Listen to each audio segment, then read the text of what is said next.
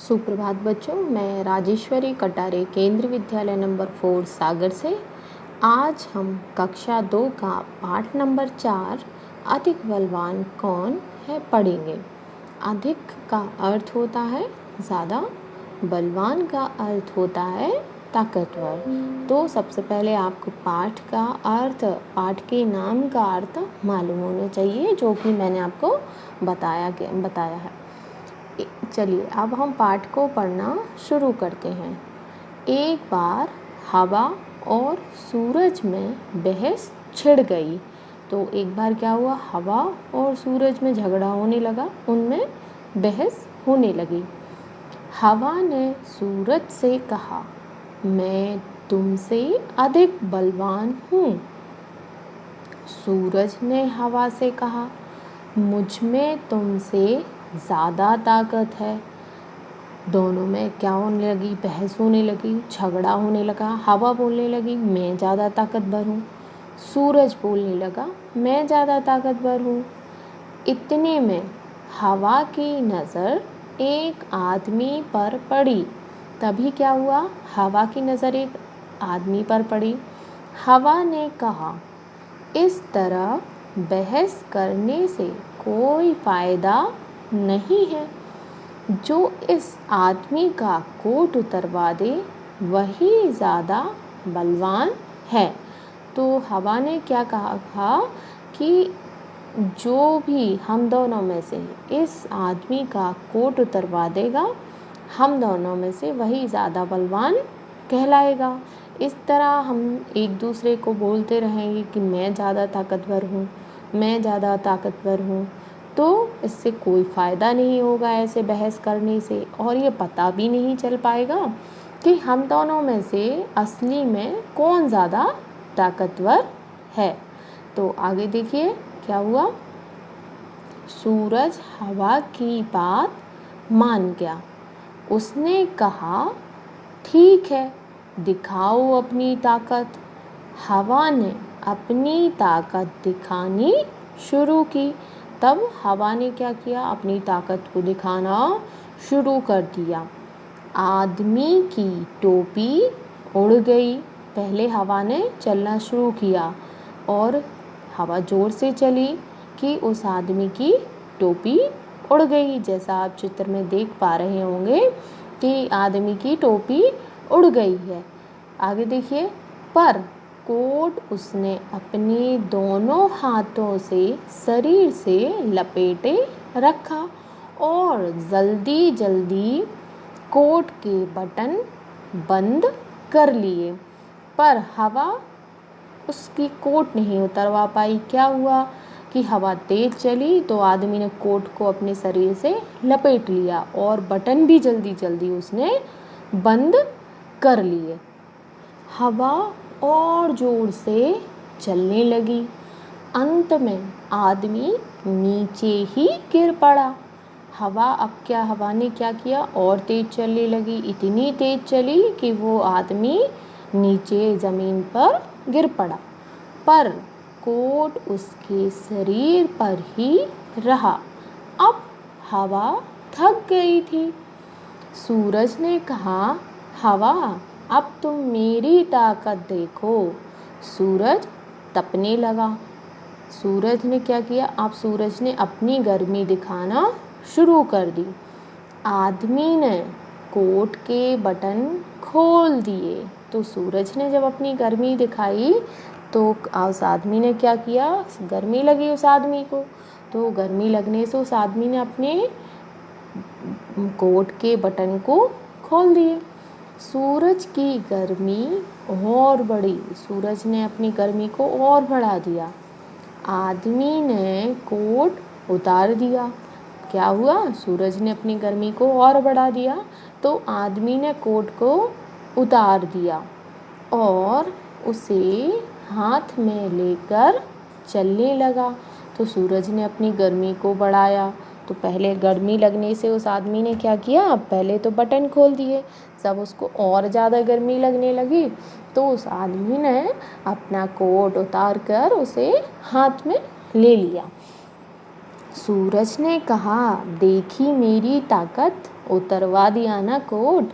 हवा ने सूरज को नमस्कार किया और कहा, मान गई तुम्हारी ताकत को।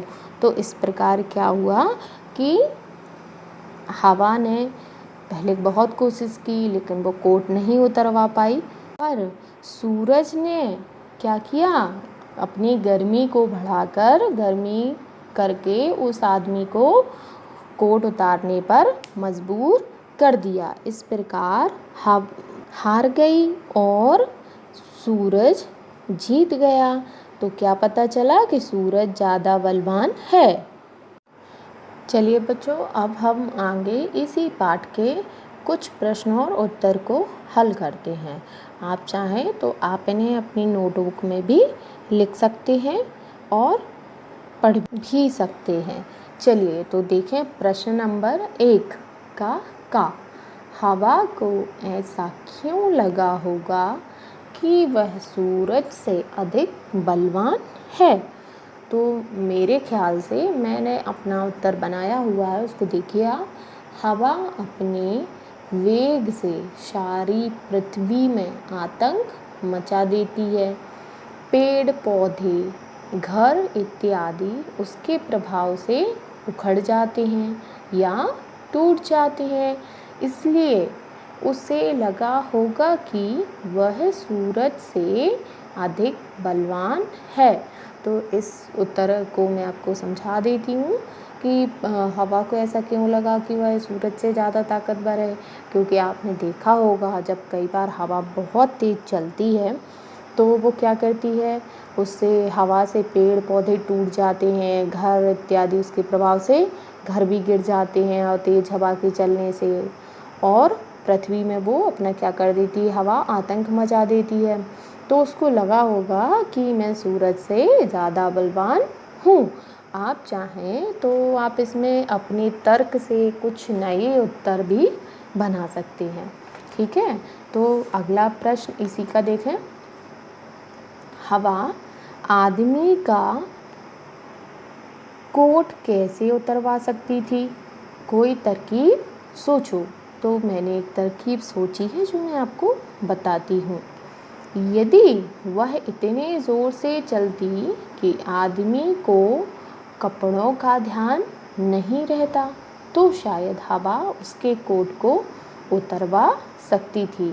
या एक काम और कर सकती थी हवा, देखिए आगे मैंने क्या लिखा, बटन हवा के तेज वेग से टूट जाते और वह उतर जाता।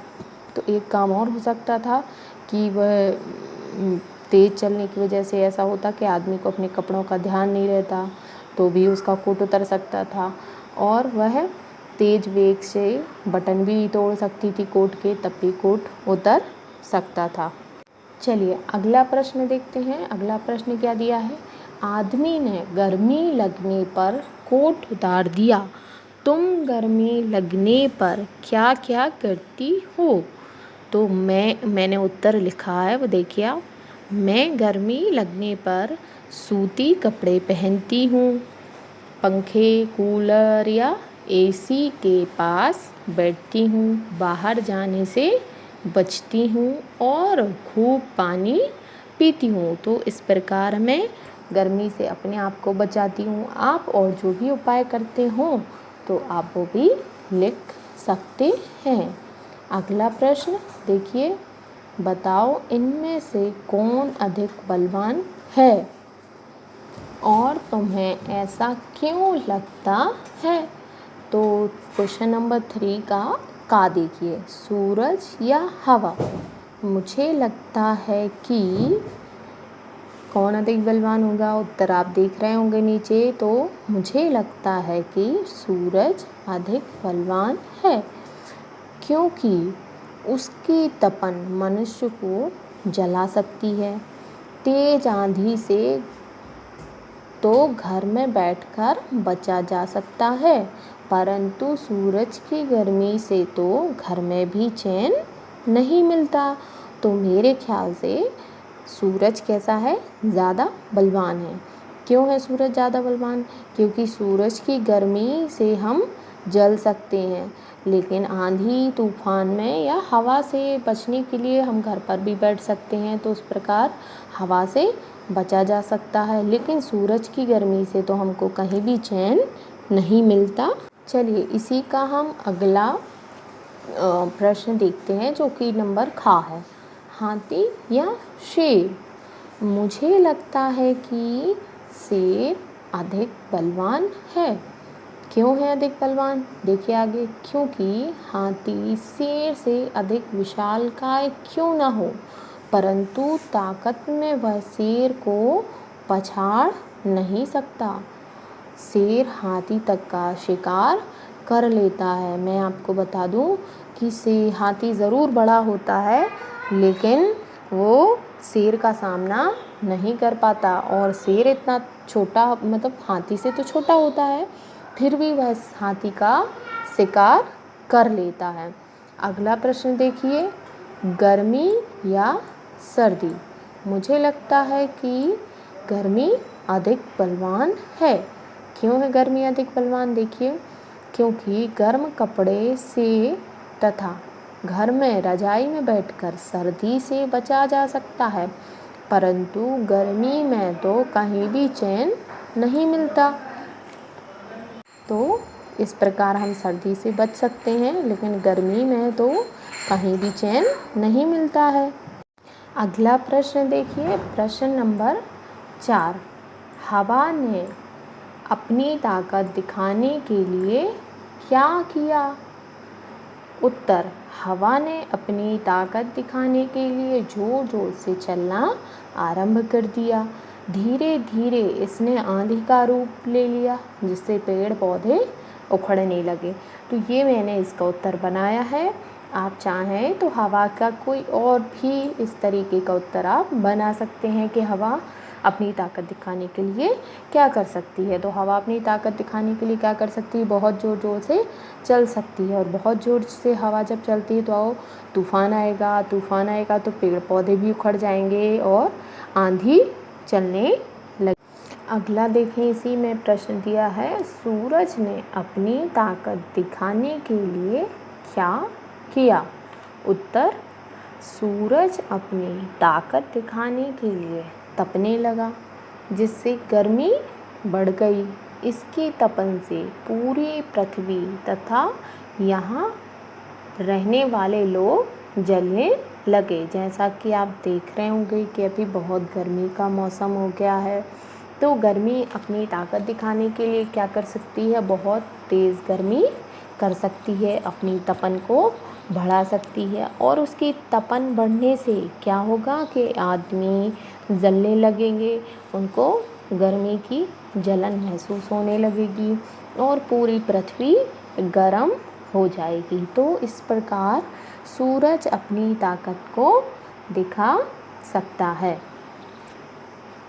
आगे एक प्रश्न और है इसी में, जिसका ये सब अपनी ताकत दिखाने के लिए क्या करेंगे? कौन कौन? पानी, बादल, पहाड़, सर्दी। तो उत्तर क्या लिखा गया है? देखिए इधर गा के उत्तर इस प्रकार है। पानी प्रलय ले आएगा। पानी अपनी ताकत दिखाने के लिए क्या कर सकता है?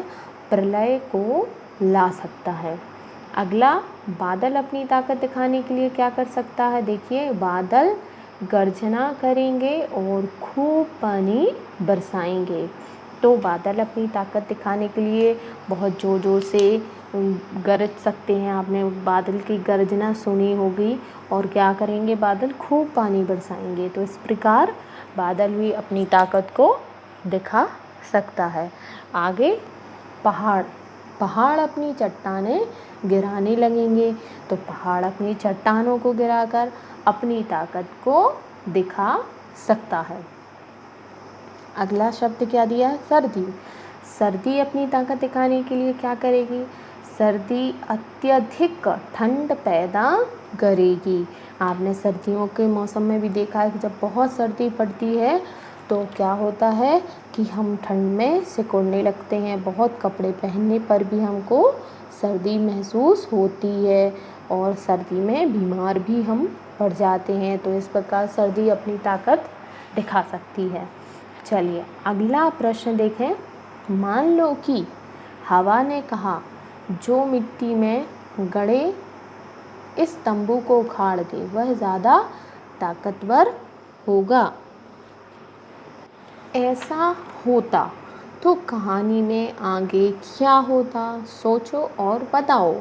मैंने इसकी आगे कहानी बनाई हुई है, आप इसकी अपने द्वारा, अपने सोच के द्वारा कोई दूसरी कहानी भी बना सकती हैं। तो देखिए इसका उत्तर, हवा यदि ऐसा कहती कि जो मिट्टी में गड़े इस तंबू को उखाड़ दे वह ज़्यादा ताकतवर होगा। इस कहानी में हवा जीत जाती, क्योंकि हवा के वेग से गड़े तंबू जल्दी उखड़ जाते। सूरज अपनी तपन से तंबू के रंग को उड़ा सकता था, परंतु खड़े तंबू को वह गिरा नहीं सकता था। अतः हवा की जीत निश्चित थी। यदि हमारी कहानी, क्या कहा जा रहा है, इस प्रकार की होती तो इस कहानी के अनुसार फिर हवा जीत जाती और सूरज हार जाता। चलिए अगला प्रश्न देखें। प्रश्न नंबर 6। यहाँ पर 6 शब्द छिपे हैं। जैसे नीचे कुछ शब्द लिख रहे हैं आपको, ता, जा, मा, हा, ला, और इनसे कुछ शब्द बनाए गए हैं। जैसे ताज, महल, जम, हल, ताल, मल। अब ऐसे ही हमें नीचे इन हिंदी की जो वर्णमाला के अक्षर दिए हैं, इनसे हमें शब्द बनाना है। तो क्या दिए गए हैं, का, मा, ला, का, ड़ी। तो चलिए उत्तर देखें इसका। का से क्या बन सकता है, कमल। का से ककड़ी, मा से मल बन सकता है। का से कड़ी भी बन सकता है, का से कल भी बन सकता है, और मा से मकड़ी बन सकता है। ला से लड़ी बन सकता है, ला से लकड़ी भी बन सकता है, और ला से लड़की भी बन सकता है, इत्यादि। तो आप चाहें तो इन शब्दों से, इन अक्षरों से और भी शब्द बना सकते हैं। ठीक है, मैंने कुछ शब्द बनाए हुए हैं, आप का, मा, ला, का, ड़ी ये अक्षर लेकर और भी नए शब्द बनाने का प्रयास करें और उन्हें अपनी उत्तर पुस्तिका में लिखें। चलिए आगे प्रश्न नंबर 7। प्रश्न देखते हैं। सबसे पहले, बलवान की जगह हम ताकतवर शब्द का इस्तेमाल कर सकते हैं। नीचे लिखे शब्दों की जगह और कौन से शब्द चुन सकती हो या चुन सकते हैं। तो जैसे इस पाठ में हमने बलवान की जगह पर ताकतवर शब्द का उपयोग किया है या इस्तेमाल हम कर सकते हैं, वैसे ही नीचे मैंने कुछ शब्द दिए हैं। इन शब्दों की जगह पर हम उन्हें क्या बोल सकते हैं। तो पहला शब्द मैंने लिखा है अधिक। तो अधिक का अर्थ होता है ज़्यादा, तो अधिक के स्थान पर हम ज़्यादा का उपयोग भी कर सकते हैं। अगला शब्द है शरीर। तो शरीर का हम क्या बोल सकते हैं, शरीर का एक और मतलब हो सकता है, एक और अर्थ हो सकता है तन। और जो भी आपको इसका एक और अर्थ पता हो तो आप वो भी लिख सकते हैं। अगला शब्द है फ़ायदा।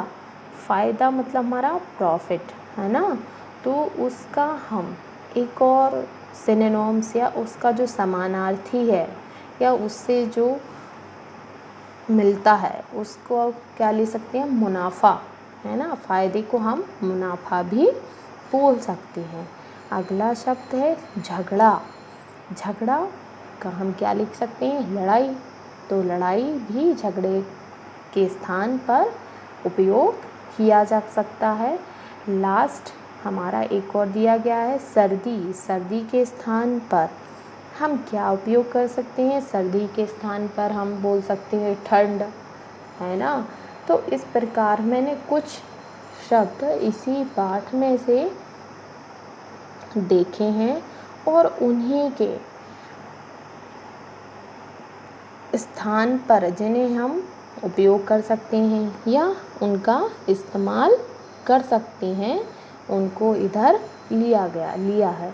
आप चाहें तो इस पाठ में से और भी ऐसे शब्द ढूंढ सकते हैं जिनका एक और मतलब निकलता हो, तो आप उन्हें भी लिख सकते हैं और उनका एक और अर्थ लिख सकते हैं। आइए बच्चों आगे देखें। मैंने इसी पाठ में से कुछ तुकांत शब्द ढूंढे हैं। पहले मैं आपको बता दूं कि तुकांत का अर्थ क्या होता है। तुकांत, जैसा वो अपने नाम से प्रतीत हो रहा है कि तुक वाले, जिसके अंत में आपको शब्दों में एक जैसी तुक या लय दिखे, वो तुकांत शब्द कहलाते हैं। या राइमिंग वर्ड भी हम इनको इंग्लिश में जैसे बोलते हैं, तो एक जैसी तुक वाले शब्दों को, एक जैसी लय वाले शब्दों को तुकांत शब्द बोला जाता है। तो पहला शब्द मैंने इसी पाठ से ढूंढा है, बार। तो बार का तुक वाला शब्द क्या बनना होगा? हार, तार। हार का अर्थ माला, तार का अर्थ आप जानते हैं, तार जो हम इलेक्ट्रिक में यूज़ करते, वो तार भी हम बोल सकते हैं इसको।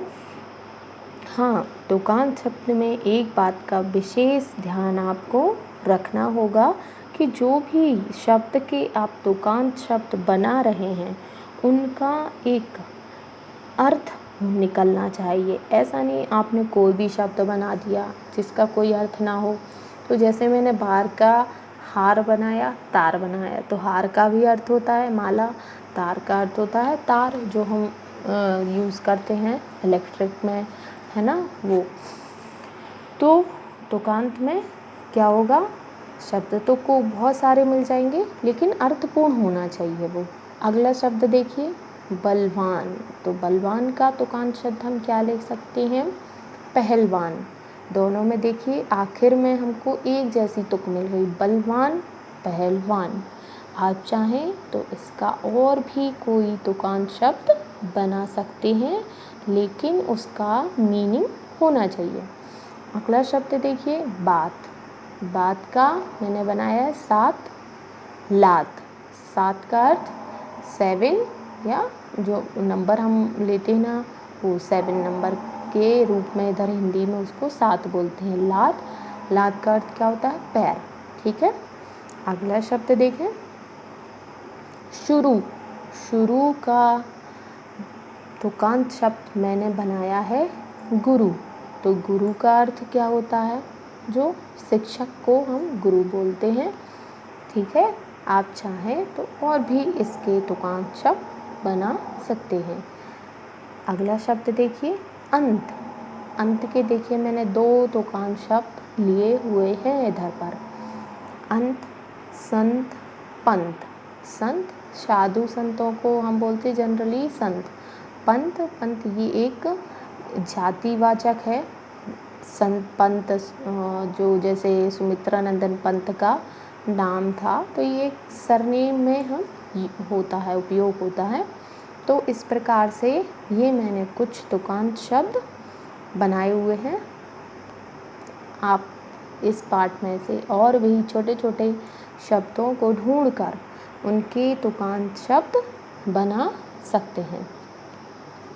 इसी पाठ में से देखिए आगे मैंने कुछ विलोम शब्द भी बनाए हुए हैं आपके लिए। देखें ज़रा, विलोम। विलोम का पहले तो मैं आपको अर्थ बता दूं। विलोम का अर्थ होता है उल्टा। ठीक है। तो उल्टे हमने उनके अर्थ ढूंढे हैं इधर। पहला शब्द हमारा क्या है? बलवान। तो बलवान का उल्टा क्या होगा? बलवान मतलब तो ताकत। तो बलवान का विलोम शब्द क्या होगा? कमज़ोर। अगला शब्द देखिए, जल्दी। जल्दी का उल्टा क्या होगा? धीरे, या विलोम उसका क्या होगा? धीरे। अगला शब्द बंद। बंद मतलब तो आप जानते हैं, जो चारों तरफ से बंद हो कोई भी चीज़, उसको हम क्या बोलेंगे? बंद। तो तो बंद का उल्टा क्या होगा या विलोम क्या होगा उसका? खुला। ठीक है, आगे अगला शब्द गर्मी। गर्मी का उल्टा सर्दी। गर्मी तो सभी जानते हैं, गर्मी का मौसम जो होता है उसे हम गर्मी बोलते हैं, कोई गर्म चीज़ को, और उसका विलोम क्या ले सकते हैं हम? सर्दी। अगला शब्द है फ़ायदा। फ़ायदा मतलब मुनाफा, या उसका विलोम हम क्या बोलेंगे? अब विलोम क्या लेंगे? नुकसान या घाटा, तो ये भी ले सकते हैं। तो फ़ायदा का विलोम शब्द क्या होगा? नुकसान। अगला शब्द ज़्यादा। ज़्यादा का विलोम शब्द क्या होगा? थोड़ा या कम। ठीक है, अगला और आखिरी शब्द शुरू। शुरू का विलोम शब्द क्या होगा? ख़त्म। ठीक है, तो शुरू मतलब जैसे कोई चीज़ हमने शुरू की, फिर उसी चीज़ को हमने ख़त्म किया, तो शुरू उसका एक शब्द है और उसी का विलोम शब्द क्या हो जाएगा? ख़त्म। इस प्रकार ये मैंने आपके लिए कुछ विलोम शब्द भी दिखाए हैं। आप इन्हें चाहे तो अपनी उत्तर पुस्तिका में लिख सकते हैं, नोटबुक में लिख सकते हैं, और इस पाठ से और भी विलोम शब्द बनाने की कोशिश कर सकते हैं। धन्यवाद, आपने मेरा वीडियो देखा, और उम्मीद है कि आपको अच्छे से समझ में आया होगा। धन्यवाद।